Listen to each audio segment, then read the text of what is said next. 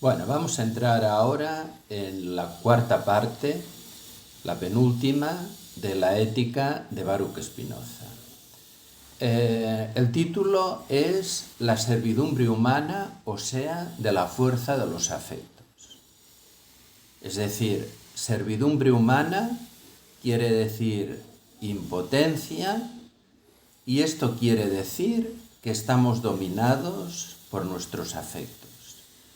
Estos afectos que nos dominan, Spinoza las llama pasiones. Esto forma parte no de una debilidad, no de un vicio, sino del orden natural de las cosas. En el orden natural de las cosas siempre hay una fuerza que domina a cualquier animal, a cualquier ser vivo, a cualquier modo singular. Pero ¿qué ocurre? Ocurre que el ser humano tiene una peculiaridad. ¿Cuál es esta peculiaridad? Que tiene la posibilidad de desarrollar un cierto poder autónomo, que esto también forma parte, digamos, de su naturaleza. O sea, tan natural es que esté dominado por las pasiones como que sea capaz de desarrollar este poder autónomo desde su razón, que hace que no siga las pasiones, sino que sea capaz de entenderlas y por lo tanto hacer lo que resulta más útil. La pregunta que aquí nos podemos hacer es si lo que está diciendo Spinoza, que no está claro, pero que yo por lo menos lo supongo, es que en el reino animal, exceptuando el hombre, como cada modo singular, es decir, cada cuerpo tiene una idea, una imagen de sí mismo y tiene un conatus, este conatus le conduce siempre a lo que es más útil. Pero el ser humano tiene una característica más compleja porque en lugar de tener este conatus, digamos, que podríamos llamar instintivo, que le lleva a lo útil, nosotros tenemos una razón, y que es en función de esta razón como podemos desarrollar un poder autónomo que nos conduzca hacia lo más útil. Porque por la propia naturaleza humana tenemos una serie de pasiones, una serie de afectos que pueden conducirnos hacia cosas que no son las mejores para nosotros. Por lo tanto, el ser humano, para hacer lo que le resulta más útil, el ser humano lo que necesita es ser un sujeto pensante que se mueve por la razón. Porque lo que oscila, digamos, entre esta complejidad del ser humano, que no solo tiene una idea de su cuerpo, sino que tiene unas ideas sobre sus ideas, que tiene una capacidad reflexiva, pero que al mismo tiempo puede actuar de manera irracional, pues si actúa de manera irracional, las pasiones no le van a llevar a lo que es lo mejor para él. O sí, depende. Es decir, si nosotros nos llevamos por nuestras pasiones, estas pasiones nos pueden conducir hacia actos convenientes o no convenientes, porque siempre la causa es una causa externa. Y esta causa externa no nos conduce siempre como pauta reactiva hacia lo mejor. Más bien, no. Es decir, más bien nos conduce muchas veces hacia lo peor. O incluso sabiendo lo que es mejor, nos conduce hacia lo peor. ¿Por qué?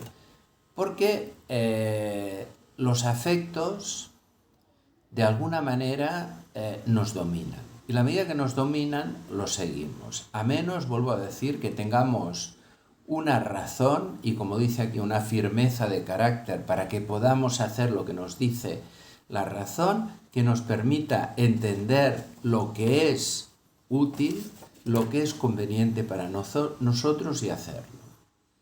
Es decir, la virtud humana se identifica, coincide con las acciones que son útiles, con lo que Spinoza llama el obra, este actuar de manera libre, porque la libertad viene a hacer la conciencia, la necesidad. Si actuamos de manera libre, porque nuestra razón nos permite entenderlo y porque tenemos la firmeza de carácter para hacerlo, haremos lo que nos resulta conveniente, que ya sabemos que esto no es lo que abunda. O sea, nosotros seremos de alguna manera la causa de nuestros actos. Y a esto Spinoza le llama obra. En mente una causa relativa, porque nosotros estamos encadenados a este orden natural. Pero dentro de este orden natural podemos tener esta autonomía. ¿Qué más nos dice aquí Spinoza? Aparte de todas estas consideraciones de tipo ético, unas consideraciones de tipo ético que no son voluntaristas, es decir, se trata de entender, se trata de desarrollar una idea que nos conduzca a un afecto, a un deseo que sea más fuerte que aquel otro que nos conduce, digamos, hacia lo peor. Por lo tanto, lo que tenemos que hacer es una modificación, una transformación de nuestra manera de ver las cosas, de nuestra manera de pensar, para poder modificar la acción y no dejarnos llevar por estas pasiones que nos conducen, digamos, a lo peor. Al mismo tiempo, Spinoza insiste en esto, y es una consideración de tipo ético como de tipo político: los humanos nos necesitamos. Es decir, cada cual debe asociarse a lo que más le conviene. Y lo que más conviene a los humanos son otros humanos. Pero dentro de estos otros humanos, evidentemente, a las relaciones que nos convienen. Porque muchos otros humanos pueden estar movidos por el odio, pueden estar movidos por la envidia y pueden hacer o querer hacernos daño. En todo caso, lo que propone Spinoza desde el punto de vista ético es ser generoso, desarrollar vínculos afirmativos con el otro, vínculos que sean constructivos, que de alguna manera se asemejen a lo que podemos decir el afecto, el amor. Esto por una parte. Y por otra parte, debemos evitar todos estos encuentros, estas relaciones con lo que no nos conviene. Por lo tanto, hay aquí una decisión racional. La decisión siempre significa llevar a cabo la intención, es decir, nuestra razón nos permite entender los afectos que tenemos. En la medida que entiende las causas de los afectos que nos perjudican, estos se debilitan. En la manera que entiende lo que nos beneficia, esta idea y este afecto se refuerzan, que acompañado con la firmeza del carácter nos llevará, por tanto, a estas buenas relaciones. Estas buenas relaciones que significan un cooperar con el otro. Por lo tanto, para Spinoza, en contra, por ejemplo, de lo que plantea Hobbes, el Estado no únicamente tiene la función de poner un límite a los otros en cuanto nosotros cubrimos unas obligaciones, la mayor veces digamos, por el miedo, que siempre es, digamos, una causa irracional, sino que, aunque esto evidentemente es posible, y para Spinoza es la última alternativa, pero él plantea, digamos, una propuesta, un esfuerzo de cooperación y de seguir las leyes, no por miedo, sino porque sabemos que es lo mejor para todos, ¿no?